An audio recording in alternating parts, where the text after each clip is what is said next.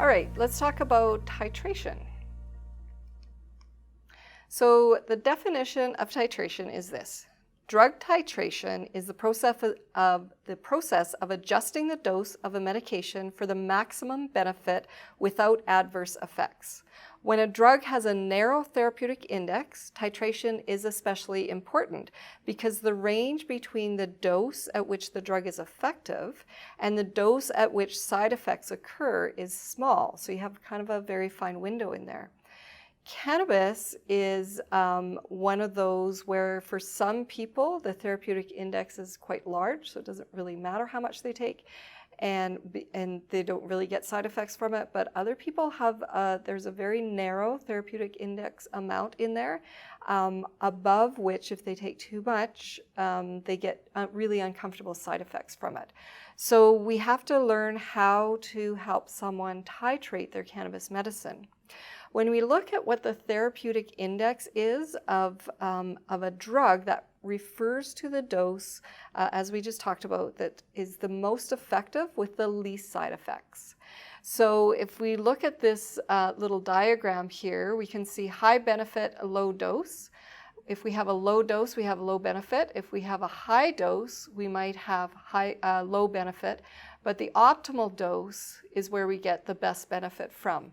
Again, what is the optimal dose? It's going to be different for each person, and it's going to be different for each type of product that you're using. Because remember, when we have inhalation products, they work really quickly, but they're short-lived. And when we eat cannabis, so we have oral products that are ingested or edibles, they take a long time to kick in, but they last for a long time. So your optimal dosage is going to be different for each person and different for each product as well. There is no one size fits all for cannabis dose. We can give some guidelines on where people start out at, but we can't definitively say that this person needs this much and this person needs this much.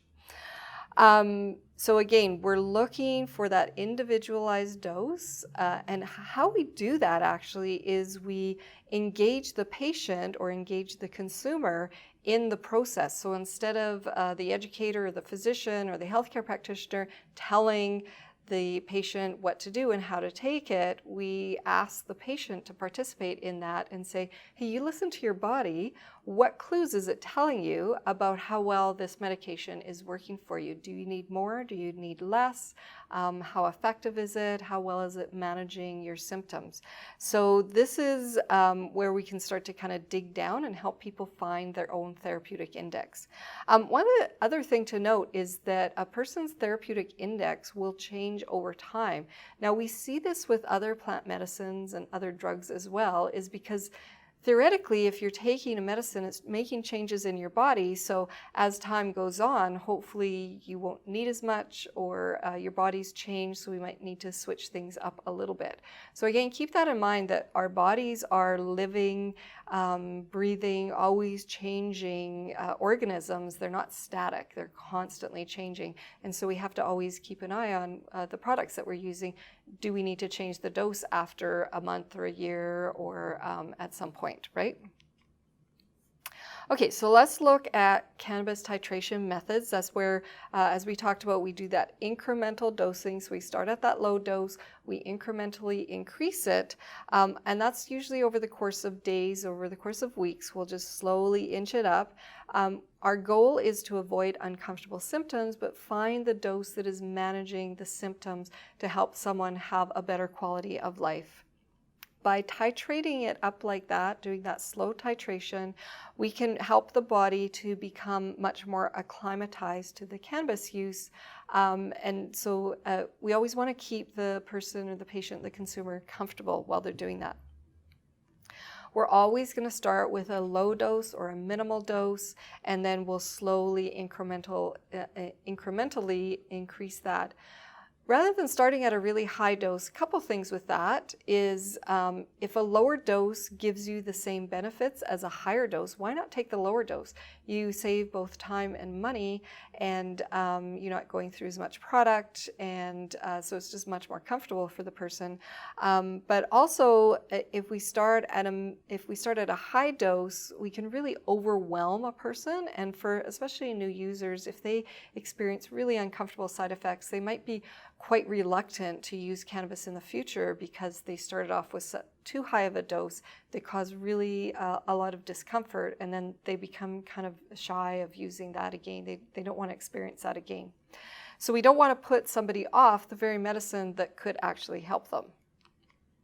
So titration of oral products, again, especially when we're looking at THC use.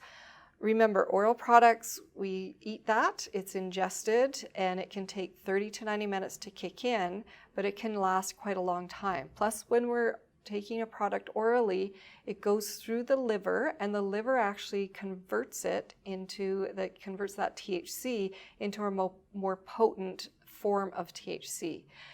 Because it takes a long time to kick in, adjusting the dose can get super tricky. So we've probably all heard of people who have, taken a bite of a cookie, a cannabis cookie, and waited for half an hour. It hadn't kicked in yet. So they take the rest of the cookie or take another 2 or 3 cookies thinking that wasn't a high enough dose. And then an hour later, all of that kicks in all at once, and somebody's going to have a really uncomfortable several hours waiting for that to wear off.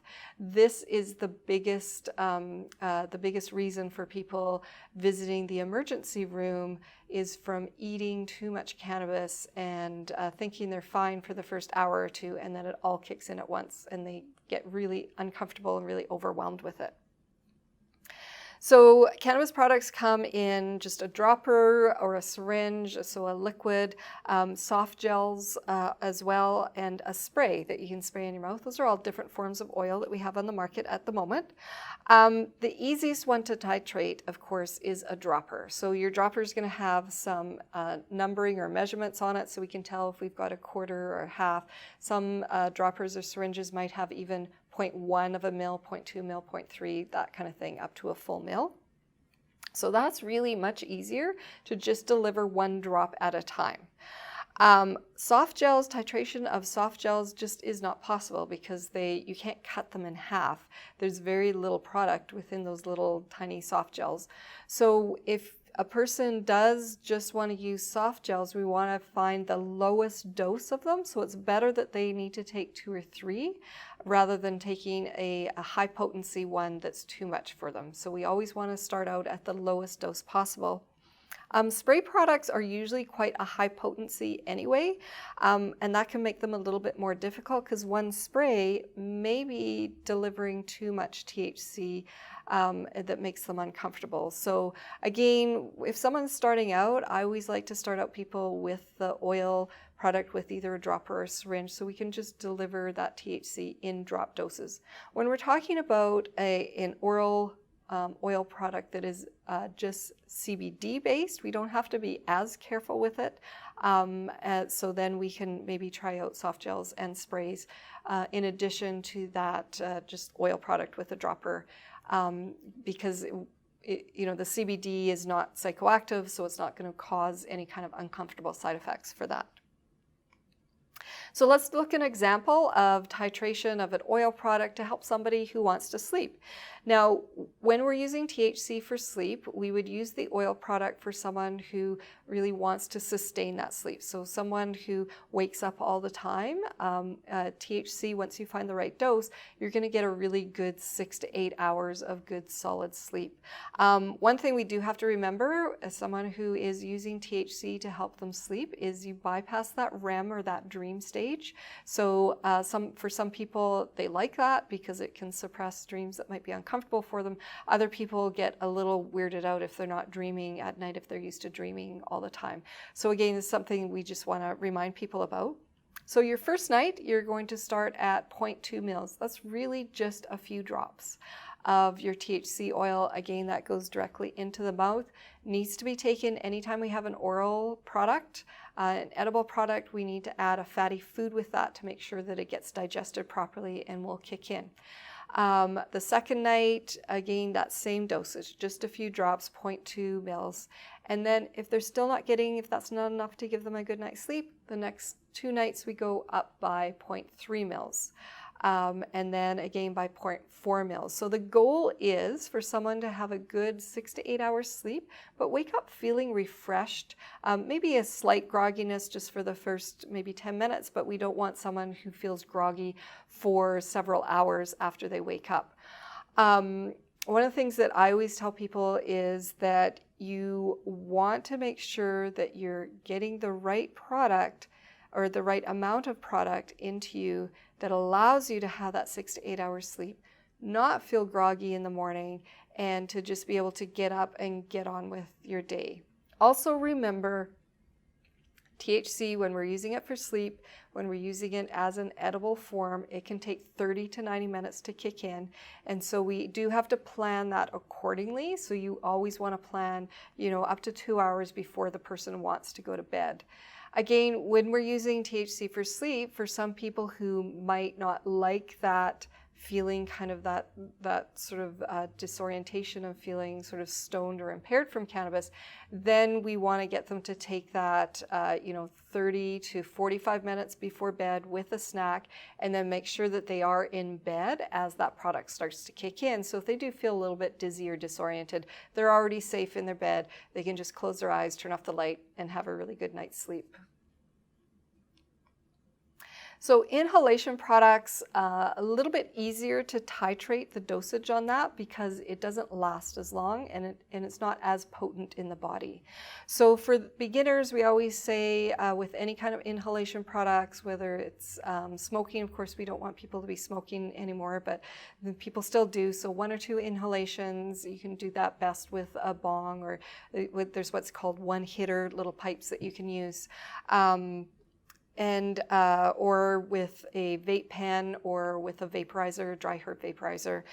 So beginners start just 1 or 2 inhalations. If you're using a dry herb vaporizer, heat it up, take your 1 or 2 inhalations, turn that off. You don't need to empty the bowl or anything. That product that's in there can just stay in there for the next time you need a couple more hits on that. In an hour or so, if that didn't give desired results, 1 or 2 more inhalations. And again, once somebody gets used to how that is working for them and their symptoms, they can increase the inhalations per session, per medicating session, until they find the right amount for them as well. So remember, dosing of inhalation, we can do that every 2 to 3 hours. With our edible products, we're looking at every 6 to 8 or even 12 hours with that because it just lasts so much longer in the body. But every 2 hours, we can repeat the inhalation product. So someone's suffering from some chronic pain, and for whatever reason they don't want to use an edible product, they want to use inhalation, we can be redosing that every couple of hours, every 2 to 3 hours, just to keep that pain managed. Edibles, so this is where we're not talking about an oil or a pill or a spray where you have a measured amount coming out of that product. Edibles, we're talking about chocolates, gummy bears, cookies, brownies, cake, those kinds of things, drinks. There's a few drinks coming out on the market. Those are super tricky to dose, especially if they're homemade. So it can take a little bit of experience to play around with that. Purchased products at least will give you a measured dosage. So a lot of times, like purchased chocolates that come from a licensed producer, the chocolates will be individually packaged and they'll clearly state how much THC or CBD is in that product. So then it's easier for you to know how much of that product to take. But your homemade stuff, it might not be mixed in there evenly. So again, it gets a little bit trickier. We always got to use caution with that. One thing I really like to teach my patients, clients when I'm educating them, is learn what your THC limit is. For some people, their THC limit is quite high. They might be able to have 20, 30, 40% or even concentrated products. and that they need that higher potency THC, where other people, even just a tiny bit of THC is enough to manage their symptoms, but if they take more than a tiny bit, they can get quite uncomfortable with it. So we have to teach our clients and our patients how to understand what their THC limit is and how to get comfortable with that. If for whatever reason, every once in a while, we have a little THC oopsie where they take a little bit more than they're comfortable with. So then we teach them how do you manage that? How do you self-manage if you've had a bit too much THC and you're feeling uncomfortable with it? Okay, so another thing, especially with homemade edibles, is we always want to have just a small piece of it, maybe a quarter or even just a little nibble. Wait 2 or 3 hours before you take another dose, because remember, it can take 2 to 3 hours for that to kick in for some people, especially people who have compromised digestion. So it takes a while for that digestion to kick in.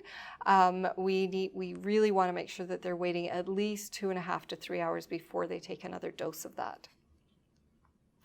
So homemade, again, just start with a little tiny bit, wait 2 to 3 hours. Again, with your homemade products, you can try and measure it out. If you have a measured oil product that you're putting in as an ingredient, then you can divide how much you put in by how many serving sizes out of your batch of cookies or your brownies, whatever it is that you've made. And you can kind of gauge how much medicine the person is getting from just one cookie or one brownie. But again, it gets a little trickier. So know your product that you're putting in there, know what its starting potency is, and then understand how many serving sizes you're making out of that. And you can kind of gauge, but it's not always super accurate. You can kind of gauge how much you get from that. So that's an introduction to titration. Always remember the mantra, start low, go slow when it comes to THC products. And when you're working with novice users, people who've never used cannabis before, they don't know how they react to THC, always have an abundance of caution. Start with a really low dose and then slowly titrate that up over the course of days and weeks.